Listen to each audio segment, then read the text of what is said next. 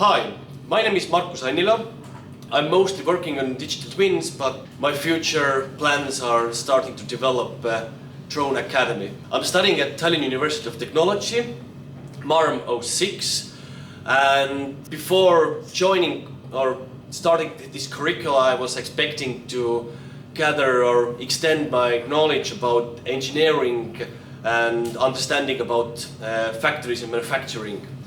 During this MERIT program, I was granted with different kind of knowledges from different sectors, from different fields, like from banks, from startups and so on. I definitely enjoyed my study trip to Hamburg on spring 2026.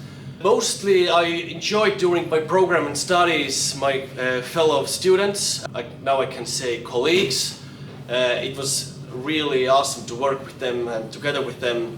The program helped to understand what I am really good at and what kind of skills I can use in my future career, especially in the manufacturing world. And definitely I would like to say that I also gain a lot of understanding about digital twins in manufacturing sector as well. I would definitely recommend MERIT for the students. I think MERIT is just a very intuitive way of getting nowadays skills and innovative understanding of the world. Thank you, and I hope that if you have any further questions, you feel free to reach out to me.